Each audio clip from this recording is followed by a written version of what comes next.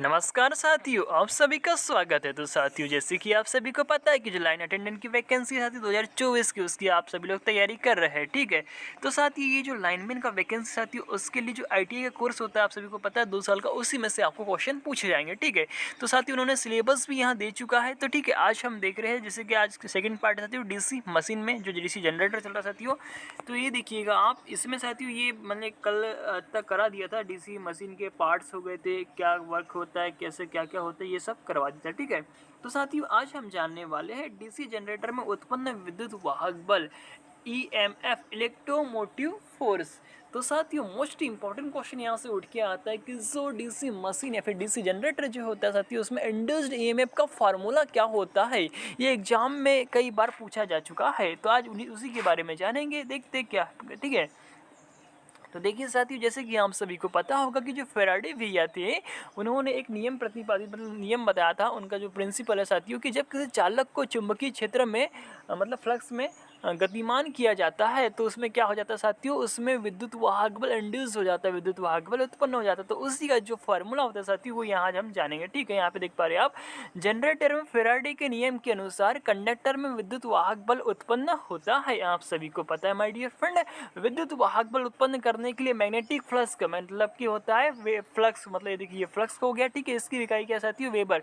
चुंबकीय फ्लक्स की इकाई क्या होती है, वेबर। मतलब कि मैग्नेटिक फ्लक्स की इकाई क्या होती है, वेबर। तो देखिए क्या लगता है, फ्लक्स लगता है। दूसरा क्या लगता है भैया, कंडक्टर, ठीक है। कंडक्टर जो क्या होता है, चालक होता है। और तीसरा क्या होता है भैया, रोटेशन, घुमाव की आवश्यकता होती है।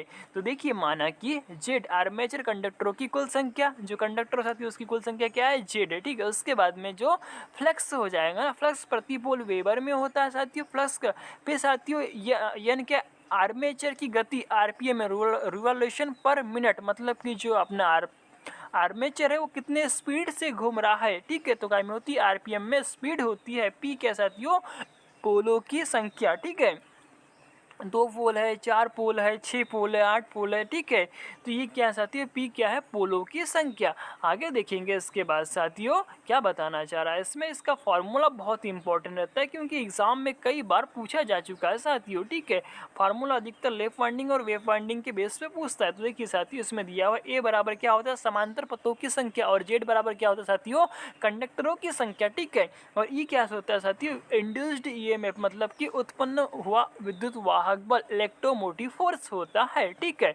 अब देखिएगा, चूंकि कंडक्टर एक चक्कर में फ्लक्स का कटाव 5 बराबर क्या हो जाएगा, 5p, मतलब 5 मतलब वेबर और p मतलब पोल। 1 मिनट या 60 सेकंड में आर्मेचर की गति n क्या हो जाएगा साथी, 1 सेकंड में आर्मेचर की गति क्या हो जाएंगी, n अपॉन के 60 हो जाएगी ना, जो अभी फॉर्मूले में निकल के आएगा, आप अभी देखेंगे, ठीक है।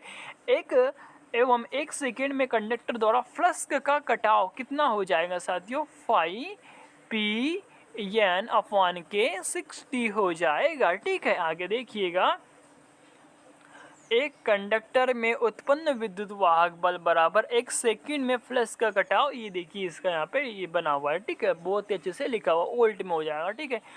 आगे देखिएगा साथियों, आर्मेचर कंडक्टरों की संख्या जेड और समांतर मार्ग ए है, तो क्या होगा। जैसे कि आप सभी को पता है, मतलब जो कंडक्टर की संख्या का होती है जेड, जो होता है जेड होता है, ठीक है। और समांतर पथ मार्ग क्या होता है, ए हो जाएगा, ठीक है। तो साथियों, एक समांतर मार्ग में कंडक्टरों की संख्या जेड अपॉन के ए हो जाएगा। ये एग्जाम में पूछा भी जाता है, ठीक है। एक समांतर मार्ग में विद्युत वाहक बल 5pzn अपॉन के 60a हो जाएगा, ठीक है। अब लूप वाइंडिंग के लिए, मतलब कि आपको पता है साथियों, ए बराबर 2 कायमी होता है। वेव में क्या होता है साथियों, ए बराबर 2 होता है ना वेव में, ठीक है। और जहाँ लेप वाइंडिंग की बात करते हैं, तो ए बराबर क्या होता है, पी होता है लेप में। अब यहाँ पे लेप वाइंडिंग के लिए ए बराबर पी लिया हुआ है, ठीक है। तो ये फार्मूला क्या हो जाएगा, E M M equal to 5zn into K P upon K 60a हो जाएगा ना, ठीक है। वहीं अगर हम साथियों वेव वाइंडिंग की बात करते हैं, तो ए इजक्वल टू कितना होता है, 2 होता है।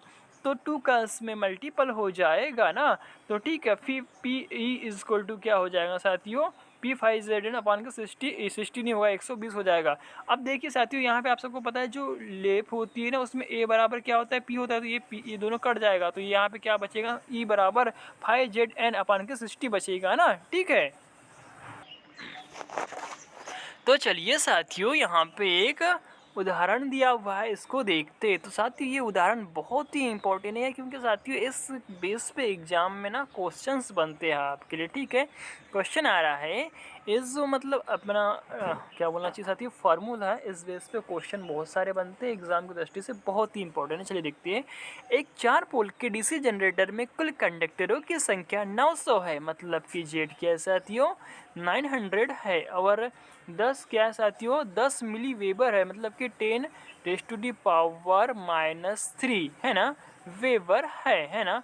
तो फ्लक्स प्रति पोल उत्पन्न होता है यदि आर्मेचर की गति मतलब यानी कितना साथियों 800 आरपीएम है, तो उत्पन्न विद्युत वाहक बल जबकि आर्मेचर पर लेप वाइंडिंग और वेव वाइंडिंग में क्या होगा बताइए। तो चलिए देखते हैं इसे साथियों। तो देखिए साथियों, इसमें बताना चाह रहा है कि ज्ञात है पोलों की संख्या, जैसे कि मैंने आपको बता दिया 4 है, चालकों की संख्या 900 है, आरपीएम में 800 है, फ्लक्स प्रति पोल की तरह साथियों 10⁻³ वेबर है, ठीक है। तो लेप वाइंडिंग के लिए तो P बराबर A होता है, आप सभी को पता है, लेप में आपको याद ही होगा, है ना, ठीक है। आगे देखिएगा, इसके बाद यहाँ पे ये फॉर्मूला आपको पता है लेप के लिए क्या होता है, ये जैसे कि आप देख पा रहे हैं ना, A = 5ZN/60 मान पुट कर देंगे, देन इसका आंसर कितना आ जाएगा साथियों, 120 वोल्ट इसका आंसर आ जाएगा, ठीक है। आगे देखिएगा साथियों, वेव वाइंडिंग के लिए A क्या होता है, 2 होता है ना। तो देखिए P5ZN/60 तो इंटू 2 हो जाएगा, तो 120 तो ये ऐसे ही हो जाएगा ना। जब मान पुट कर देंगे तो इसका आंसर कितना आ जाएगा साथियों, 240 वोल्ट आ जाएगा ना, ठीक है। तो साथियों नेक्स्ट क्वेश्चन देखेंगे इसमें आगे, जैसे कि आप देख पा रहे हैं,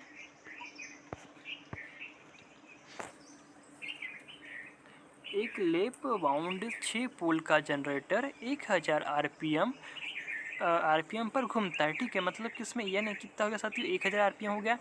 आर्मेचर पर 50 स्लॉट है, और प्रत्येक स्लॉट कितना साथियों, 8 कंडक्टर वाइंडिंग है। तो टोटल जेट कितना हो जाएगा साथियों, 50 × के 8 हो जाएगा, ठीक है, 8×5 = 40, ठीक है। मतलब कि 400 वेबर हो जाएगा, है ना।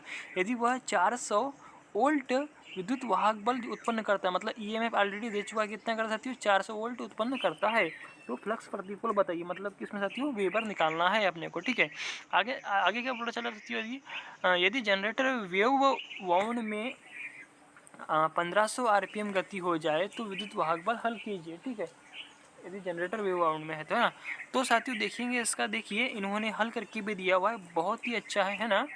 कि क्या बोलना चाह रहा है, पोल कितना 6 है, विद्युत वाहक बल 400 है दिया हुआ है, गुणन गति 1000 दी हुई है, चालकों की संख्या जेड बराबर कितना साथियों 400 वेबर, है ना। 50 × 8 कर लूँगे।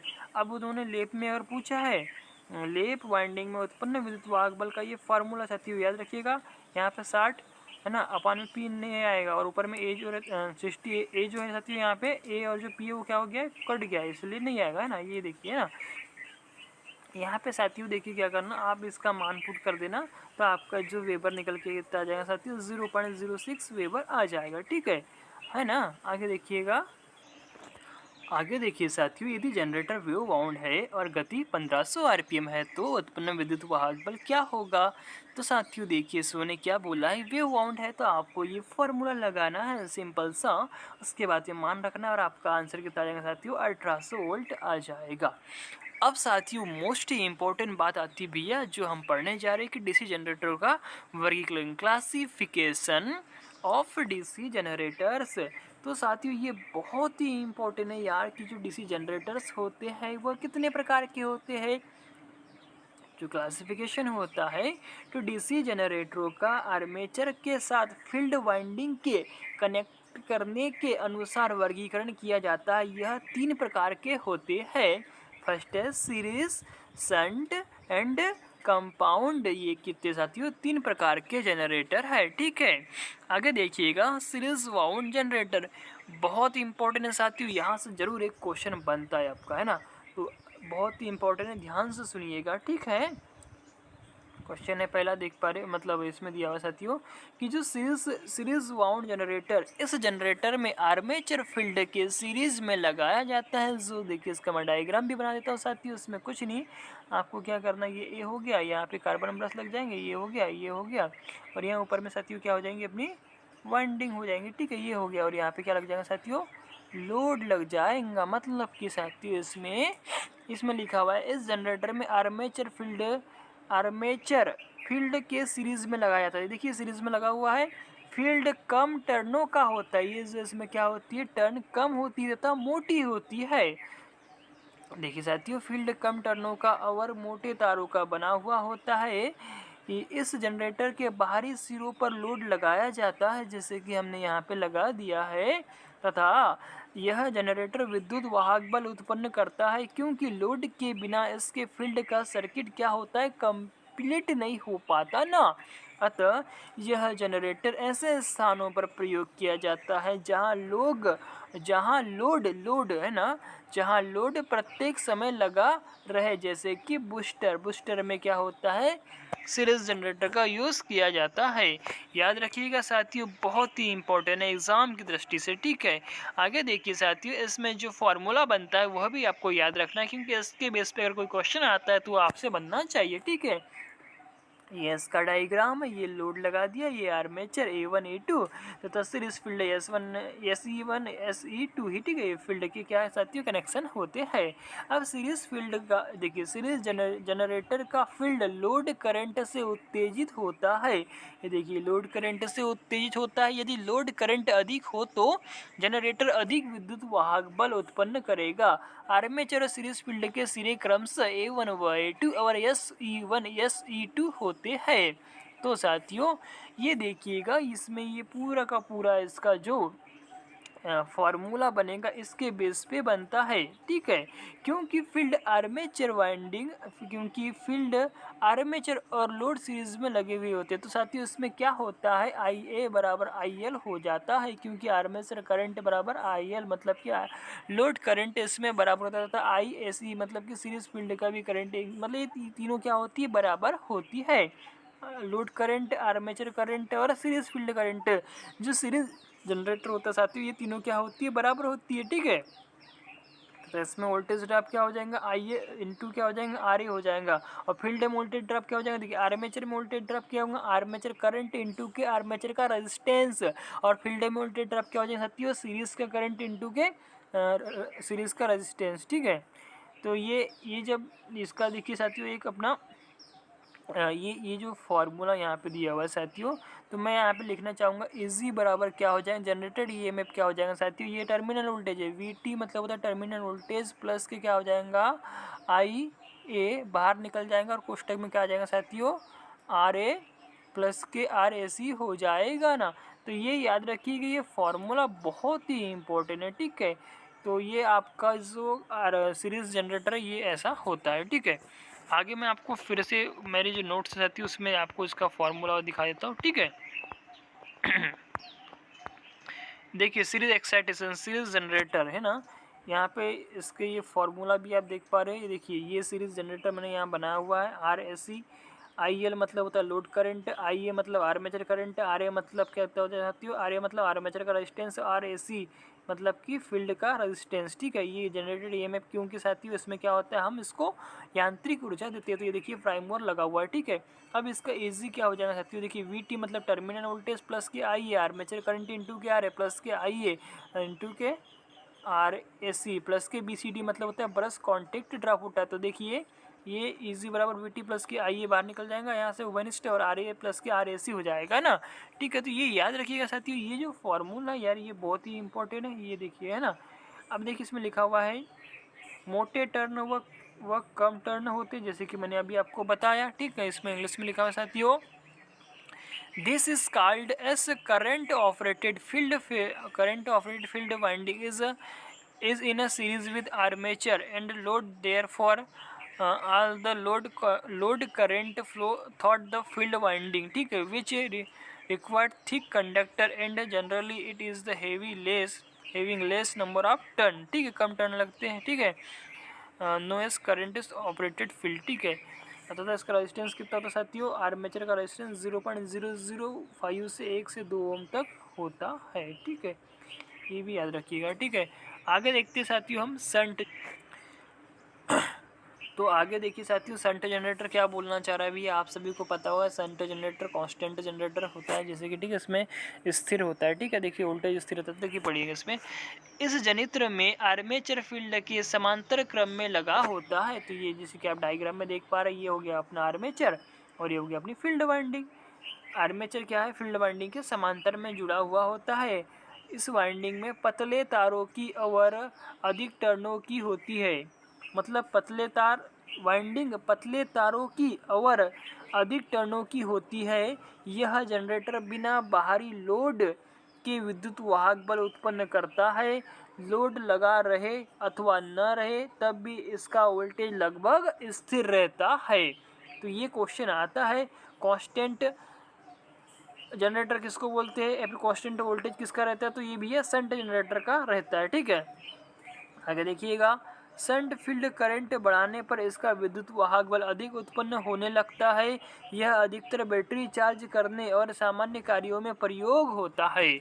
माय डियर फ्रेंड, ये याद रखिएगा, इसका यूज बैटरी चार्जिंग करने में, ठीक है, तथा सामान्य कार्यों में यूज इसका होता है। ये रहा इसका डायग्राम, बहुत ही इंपॉर्टेंट है, बना बना के देखिएगा, आपको याद रहेगा। ठीक है, आगे देखिए साथियों, इसमें इसके जो फॉर्मूले होते हैं, क्या होता है इसमें, देखिए साथियों, इसमें क्या हो जाएगा, इजी बराबर हो जाएगा जनरेटेड ईएमएफ क्या हो जाएगा साथियों, वीटी मतलब कि टर्मिनल वोल्टेज प्लस के आईए आरए हो जाएगा। ठीक है, आईए मतलब आर्मेचर करंट इनटू की क्या हो जाएगा, आरए मतलब कि रेजिस्टेंस हो जाएगा। ठीक है, आर्मेचर रेजिस्टेंस। तो ये टर्मिनल वोल्टेज यहाँ पे दिया हुआ था, लेकिन टर्मिनल वोल्टेज क्या हो जाएगा साथियों, वी बराबर ई मतलब होता है इंड्यूस्ड ईएमएफ ई जनरेटेड ईएमएफ ई माइनस के आई ए आर ए हो जाएगा। यहाँ जब टर्मिनल वोल्टेज निकालेंगे तब, और जनरेटेड ईएमएफ निकालेंगे तो वी प्लस के आई ए आर ए हो जाएगा। ठीक है, और ये आई बराबर क्या होता है साथियों, वी अपन के आर एस एच होता है। तो चलिए मैं आपको इसका डायग्राम भी दिखा देता हूँ, जो मैंने खुद से बनाया हुआ अपने नोट्स में। ठीक है, तो देखिए साथियों, उसमें लिखा हुआ मैंने सेल्फ एक्साइटेशन। तो ये जो जनरेटर हम पढ़ा साथियों, सेल्फ मतलब स्वयं द्वारा उत्तेजित होने वाला जनरेटर है, ये सब है ना, series shunt compound. Shunt generator जैसे कि आप देख पा रहे हैं, इसमें दिया डीसी जनरेटर को फील्ड वाइंडिंग का प्रतिरोध 50 से 250 वोल्ट तक रखा जाता है। अंदर की बात है, याद रखिएगा। अब रहा भैया इसका देखिए डायग्राम। तो डायग्राम में देखिए यहाँ पे RSH मतलब होता है फील्ड का रेजिस्टेंस, ISH मतलब होता है साथियों करंट, शंट फील्ड का करंट, IL मतलब लोड करंट। ठीक है, ये देखिए इजी मतलब क्या हो जाएगा, जनरेटेड ईएमएफ RA और IA। ठीक है, आर्मेचर का रेजिस्टेंस, आर्मेचर का करंट। ठीक है, ये यहाँ पे लोड लगा हुआ होता है ना, और ये प्राइम मूवर के साथ इसको हम क्या करते हैं भैया, घुमाते हैं, ये भी याद रखिएगा। अब ये IA बराबर क्या हो जाएगा, ISS। ये देखिए साथी, जब अपने को आर्मेचर करंट निकालना तो क्या लगेगा अपने को, ISS का मतलब होता है लोड शंट फील्ड का करंट प्लस के IL मतलब कि लोड करंट इक्वल टू क्या हो जाएगा, आर्मेचर का करंट हो जाएगा। और इजी मतलब होता है जनरेटेड ईएमएफ निकालना, तो VT मतलब टर्मिनल वोल्टेज प्लस के IARA प्लस के BCD मतलब होता है ब्रश कॉन्टेक्ट ड्रॉप होता है, अगर 2 वोल्ट 1 वोल्ट जो रहते हैं ना। और ISS मतलब होता है ISH मतलब होता है शंट फील्ड का करंट बराबर क्या हो जाएगा, VT मतलब टर्मिनल वोल्टेज अपन के RSS मतलब कि शंट का रेजिस्टेंस हो जाएगा। ठीक है, तो ये बहुत ही इंपॉर्टेंट है यार, ये जो फॉर्मूले है ये याद रखिएगा। ठीक है, मैंने खुद जब नोट्स बनाया था तब इसको लिखा था सब, है ना। आगे देखिएगा, इसमें लिखा हुआ self excited then field winding is connected parallel. मतलब इसमें क्या होता है, वाइंडिंग जो फील्ड वाइंडिंग रहती है आर्मेचर के समांतर में कनेक्टेड रहती है। Thaw the brushes field winding contain large number, मतलब जो फील्ड वाइंडिंग रहती है large number turn with the thin conductor, और पतले रहते हैं conductor which has the high resistance value around 50 से 250 वोल्ट तक रहता है। तो साथियों ये याद रखिएगा शंट जनरेटर में, तो शंट जनरेटर का यूज़ कहाँ करते हैं भैया, हम लोग बैटरी चार्जिंग में करते हैं। चलिए देखते हैं इसके बाद में नेक्स्ट इसका फार्मूला भी, जैसे कि आपने देख लिया। आगे देखेंगे साथियों, इसके बाद क्या आ रहा है, इसके बाद आ रहा है जैसे कि इसका फार्मूला आपने देख लिया, टर्मिनल वोल्टेज क्या होता है ये भी देख लिया है। अब भैया देखते हैं कंपाउंड जनरेटर क्या होता है, बहुत ही इंपॉर्टेंट है। चलिए इसके बारे में भी जानते हैं, व्हाट इज़ कंपाउंडिंग। ठीक है, तो कंपाउंड वाउंड जनरेटर, इस प्रकार के जनरेटर में फील्ड कॉइल को 2 भागों में बांट दिया जाता है। एक सीरीज होती है और एक क्या होती है, समांतर होती है। एक भाग आर्मेचर के सीरीज में तथा दूसरा भाग आर्मेचर के पैरेलल में कनेक्ट किया जाता है। इस प्रकार शून्य लोड अवस्था से पूर्ण लोड अवस्था तक शंट फील्ड कॉइल में पैदा होने वाले voltage drop series field coil में होने वाली करंट वृद्धि के कारण पूरा कंपनसेट हो जाता है। फलस्वरूप शून्य लोड से पूर्ण लोड अवस्था तक टर्मिनल वोल्टेज का मान स्थिर रहता है। कंपाउंड वाउंड जनरेटर का वर्गीकरण सीरीज फील्ड कॉइल के कनेक्ट करने की विधि के आधार पर किया जाता है। याद रखिएगा साथियों, किसके आधार पर किया जाता है? सीरीज फील्ड, मतलब कि जो होती है सीरीज फील्ड वाइंडिंग जो होती है ना, उसको कनेक्ट करने के आधार पर कंपाउंडिंग की जाती है। तो देखिएंगे आगे साथियों, इसमें दिया हुआ है कम्युलेटिव कंपाउंड जनरेटर क्या होता है साथियों। कम्युलेटिव कंपाउंड जनरेटर, इसके दो प्रकार होते हैं, एक होता है शॉर्ट शंट और एक होता है लॉन्ग शंट और एक होता है डिफरेंशियल। ठीक है, डिफरेंशियल मतलब देखिए पहले कम्युलेटिव कंपाउंड, एक होता है डिफरेंशियल। इन दोनों के फिर एक प्रकार होते हैं लॉन्ग शंट और एक होता है शॉर्ट शंट। ठीक है, तो याद रखिएगा, बहुत ही इंपॉर्टेंट है। अब इस पर जो कनेक्शन करते साथियों उसके बेस पे ये सब चलता है। ठीक है, तो देखिएंगे short shunt cumulative compound generator, तो ये हो गया short shunt cumulative compound generator. इस प्रकार के जनरेटर में series field coil series field coil एवं शंट फील्ड कॉइल एक साथ कनेक्ट कर दी जाती है। किसमें भी? यहाँ शॉर्ट शंट में। ठीक है, कि उनके फ्लक्स एक दूसरे के साथ जुड़ने वाले हो, मतलब कि एडिटिंग नेचर एडो के हो। ठीक है, जैसा कि अभी चित्र भी हम देखेंगे। फलस्वरूप शंट फील्ड कॉइल में पैदा होने वाला voltage drop series field coil में होने वाली लोड करंट वृद्धि के कारण पूरा हो जाए, इसमें केवल शंट फील्ड कॉइल को ही आर्मेचर पैरेलल में कनेक्ट किया जाता है। तो देखिए साथियों, इसका मैं आपको डायग्राम भी दिखाना चाहूँगा शॉर्ट शंट का। ये आ गए शंट फील्ड वाइंडिंग, ये आ गए सीरीज फील्ड वाइंडिंग। तो देखिए साथियों, इसके बारे में आप जैसे कि देख पा रही है, इसका क्या लोड लगा हुआ है। ठीक है, तो ये हो गया अपना cumulative compound short shunt type. ठीक है, आगे देखिए साथियों, मैं अपने नोट्स बनाया उसमें भी आपको दिखाऊंगा इसका डायग्राम प्लस इसके क्या बोलते हैं साथियों जो फॉर्मूले वो भी वहाँ लिख के रखा हुआ। आगे देखिएगा, जैसे कि आप देख पा रहे हैं long shunt cumulative compound generator. तो इसमें क्या होता है, इस प्रकार के जनरेटर में आर्मेचर तथा सीरीज फील्ड कॉइल को सीरीज में कनेक्ट करके एक साथ शंट फील्ड कॉइल के पैरेलल में कनेक्ट किया जाता है, जैसे कि आप ये चित्र में देख पा रहे हैं। ठीक है, ये साथियों लॉन्ग शंट है ना, ये याद रखिएगा, ये लॉन्ग शंट है ना, ये इम्पॉर्टेंट है साथियों। इसके जो इतने भी फार्मूले होते हैं ना, अभी मैं नीचे में आपको दिखाऊंगा, वो बहुत ही इंपॉर्टेंट है, कई बार एग्जाम में पूछा जाता है। उसके बाद में साथियों डिफरेंशियल कंपाउंड में क्या होता है, विरोध होता है। ठीक है, तो ये 60 शंट डिफरेंशियल कंपाउंड जनरेटर। ठीक है, तो इसमें क्या आ जाएगा साथियों, देखेंगे आप 60 शंट डिफरेंशियल कंपाउंड जनरेटर। इस प्रकार के जनरेटर में सीरीज फील्ड कॉइल इस प्रकार से कनेक्ट की जाती है कि उसके द्वारा उत्पन्न फ्लक्स शंट फील्ड कॉइल द्वारा उत्पन्न फ्लक्स का विरोध करता है। फलस्वरूप परिणामी चुंबकीय क्षेत्र कमजोर हो जाता है। इसमें केवल शंट फील्ड कॉइल को ही आर्मेचर के पैरेलल में कनेक्ट किया जाता है। तो देखिएगा इसका डायग्राम, जैसे कि आपने डायग्राम देखा। ठीक है, आगे देखिएगा साथियों शंट फील्ड है ना, इसके बाद में आगे है साथियों long shunt differential compound generator. इस प्रकार के जनरेटर में आर्मेचर और सीरीज फील्ड कॉइल को सीरीज में कनेक्ट करने के पश्चात क्या किया जाता है साथियों, देखेंगे इसमें आगे करके एक साथ शंट फील्ड कॉइल के पैरेलल में कनेक्ट किया जाता है। चित्र में इसमें सीरीज फील्ड कॉइल द्वारा उत्पन्न फ्लक्स शंट फील्ड कॉइल द्वारा उत्पन्न फ्लक्स का विरोध करता है। तो डिफरेंशियल में क्या होता है साथियों, फाई 1 माइनस के फाई 2 हो जाएंगे, और जो साथियों अपना कम्युलेटिव कंपाउंड होता है जो है ना, उसमें फाई 1 प्लस के फाई 2 मतलब उसमें ऐड होता है। ठीक है, तो ये याद रखिएगा। तो ये आगे देखिए, मैं आपको इसका जो मेरे नोट्स के साथ उसमें जो बनाया मैं आपको भी दिखा देना चाहूँगा। ठीक है,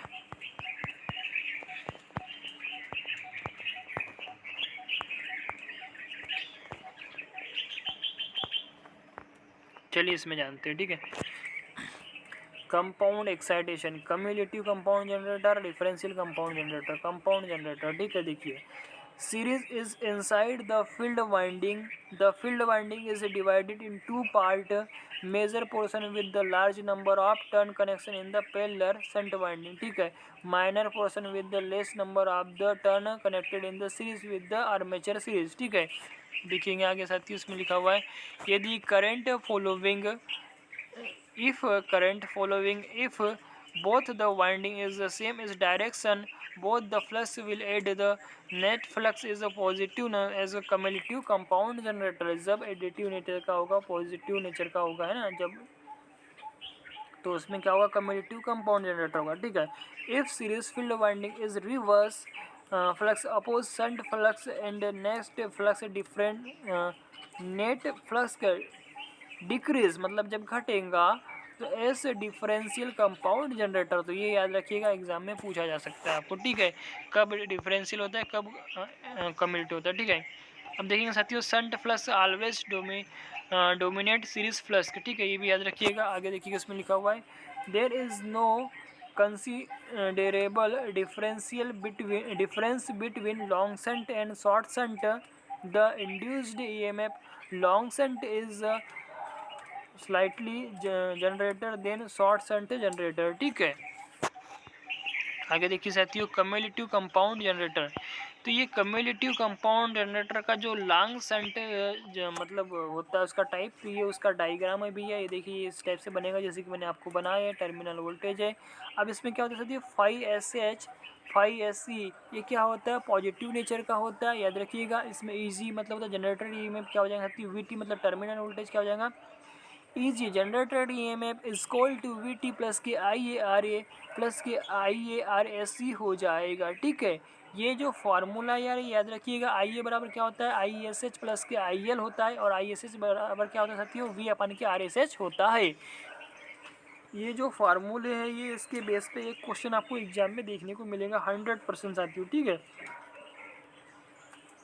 आगे देखिए साथियों, डिफरेंशियल कंपाउंड जनरेटर, इसमें क्या होता है, जो फ्लक्स होता है साथियों वो क्या होता है, 5SH माइनस के 5SE होता है, ये नेगेटिव नेट फ्लक्स होता है। इसमें जो इसका फार्मूला बनेगा साथियों, ईजी मतलब जनरेटर ईएमएफ टर्मिनल वोल्टेज बराबर क्या हो जाएगा, देखिए E G generator EMF is equal to VT plus के IARA प्लस के ILRAC होता है। देखिए यहाँ पे याद रखने वाली बात है, यहाँ पे IL लोड करंट होता है साथियों, और यहाँ पे देखिए यहाँ पे क्या होता है, IA ही होता है, ठीक है। यहाँ पे देखिएगा IA होता है ना, ये बहुत इंपॉर्टेंट है साथियों, ये याद रखिएगा, बेसिक से डिफरेंट है ना, ये याद रखिएगा। देखिए बहुत अच्छे से मैंने लिख के रखा हुआ अपने नोट्स में ना, ये हो गया। उसके बाद में IA बराबर IL प्लस का ISH तो हो गया, लेकिन जो ISH मतलब तो शंट फील्ड का करंट बराबर क्या हो जाएगा साथियों, V माइनस के ILRSC अपन के RSH होता है, ये याद रखिएगा। ये फार्मूला इसके बेस पे भी क्वेश्चंस बनते हैं, ठीक है। तो ये आपके कंपाउंडिंग भी हो गई, ठीक है। आगे देखेंगे साथियों इसके बाद क्या है, इसके बाद क्वेश्चन शायद देख लेते क्या है, तो है ना।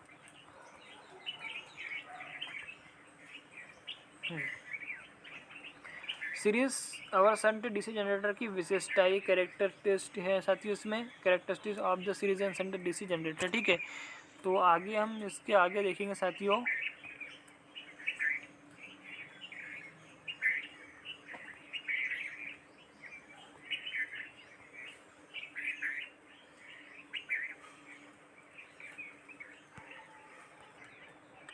तो साथियों इसके आगे का हम नेक्स्ट क्लास में देखेंगे, ठीक है।